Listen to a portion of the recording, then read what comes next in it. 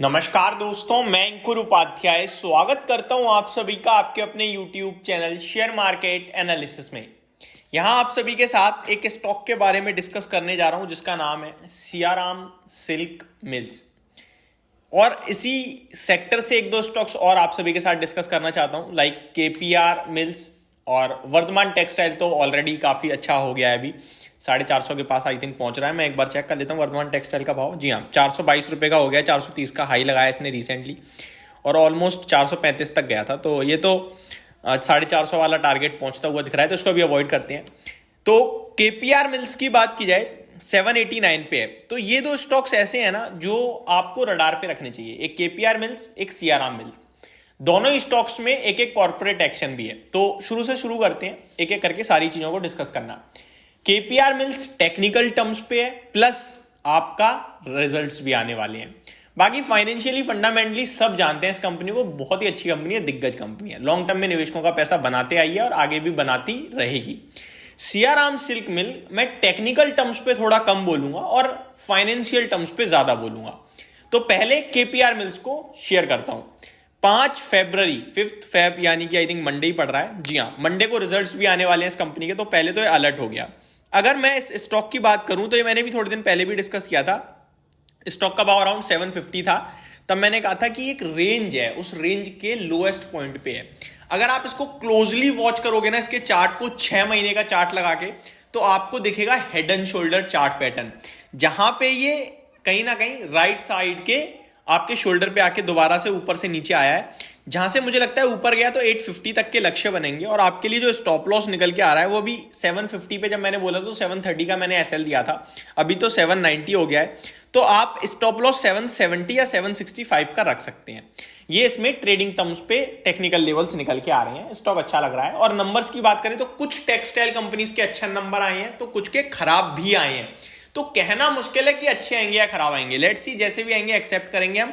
But ये stock में जो चीजें दिख रही थी वो मैंने डिस्कस कर दिया। लॉन्ग टर्म की बात की जाए तो 900 रुपए का लक्ष्य है। अगर आप अगले 6 से 12 महीने रुकते हैं तो ये आने चाहिए इस स्टॉक में। उससे पहले बीच में 700 रुपए दिखा दे, वहां पे आपको एवरेज करना है, डर के बेच दोगे, वो आप पे डिपेंड करता है।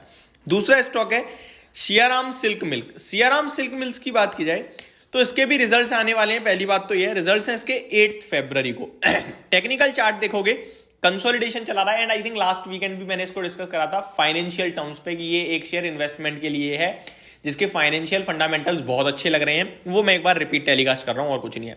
इस स्टॉक का चार्ट पैटर्न आप 6 महीने का देखो, 1 महीने का देखो, 3 महीने का देखो, आपको दिखेगा ये रेंज के निचले स्तर पर है, जो कि 530 के करीब की रेंज निचला स्तर है। लो है 500 रुपए का। तो 6% का मैंने स्टॉप लॉस दे रखा है 500 का। मेरा टारगेट इस स्टॉक को लेकर पहला और जो छोटा है वो आपका है 560 टू 80 के समथिंग का। सेकंड, मैं कहीं ना कहीं इसको 600 रुपए तक जाता देख रहा हूं। और पोजिशनली ये स्टॉक जब चलना शुरू होगा ना, तो फिर ये कहां चलेगा आप और हम सोच भी नहीं सकते हैं। मैं आप बताता हूं उसके रीजंस आते हैं डायरेक्टली फाइनेंशियल्स पे। अब जब हम फाइनेंशियल्स की बात करते हैं ना, तो हम कंपनी की वैल्यू देख रहे हैं। हमें नहीं पता भैया 1 महीना ले ले, 1 साल ले ले, या फिर 3 साल ले ले, हमें आपको पता ही नहीं है। तो जब फाइनेंशियल्स की बात करते हैं हम और उसके बेसिस पे खरीदते हैं ना, तो हमें हर समय स्टॉक के प्राइस को ट्रैक नहीं करना होता है। हमें हर 3 महीने बाद कंपनी के रिजल्ट्स को देखना है। उसके बाद हमें कैरी करना है, एवरेज करना है, होल्ड करना है, ये सोचना है। एक साथ शेयर को खाली नहीं करा जाता है, यानी पूरा नहीं बेचा जाता है, एक साथ खरीदा नहीं जाता है। हमेशा याद रखना ये। जब जैसे जैसे आपकी पोर्टफोलियो बड़ी होती जाएगी आप समझते जाओगे और उसी तरीके से फॉलो भी करोगे। ज्यादातर हम क्या करते हैं, शेयर अच्छा लग रहा है खरीद लिया सारा, कल को गिर गया, एवरेज करने के लिए भी पैसा नहीं है, परसों को बढ़ गया, मुनाफा बड़ा हो गया, सारा बेच दिया, उसके बाद और बढ़ गया तो अब यार गलत करा बेच के। ये सारी चीजें हमारे साथ होती हैं।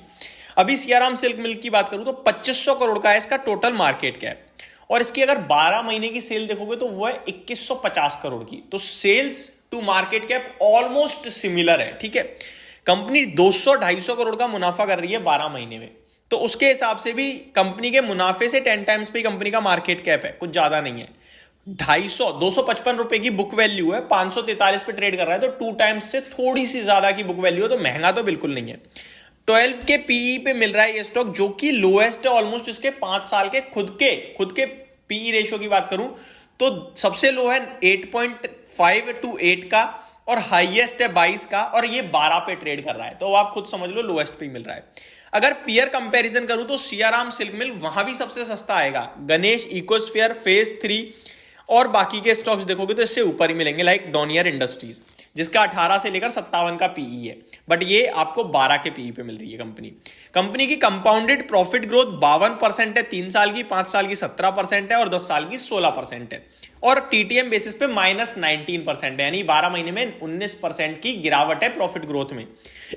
स्टॉक का प्राइस 5 साल में 10% से भागा हुआ है, 3 साल में 39% की कैगर से भागा है और 1 साल में 11% है। तो 1 साल में स्टॉक का प्राइस ज्यादा चला है, बाकी 3 और 5 साल में कंपनी की ग्रोथ ज्यादा हुई है।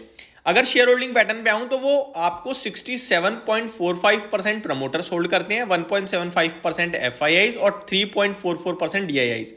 पब्लिक के पास अराउंड 27.37% है, जिसमें से विजय किशनलाल केडिया जी पे 1.11% है। विजय जी का स्टेक हल्का सा बढ़ा है क्वार्टर ऑन क्वार्टर, पब्लिक का स्टेक भी हल्का सा बढ़ता हुआ दिख रहा है। बाकी एफआईआई डीआईज ने थोड़ा थोड़ा कम करा है और प्रमोटर्स ने खरीदारी करी है। तो ये पूरा का पूरा डेटा था। ये स्टॉक आपको इन्वेस्टमेंट पर्पज से अपनी होल्डिंग में रखना चाहिए और कहीं ना कहीं आप इसको वॉच लिस्ट में लगा लीजिए, जब आपको समझ में आई चीजें तब आप देखिएगा। होप आपको ये पूरी वीडियो समझ में आई होगी। Thank you so much for watching this video. Have a great day guys.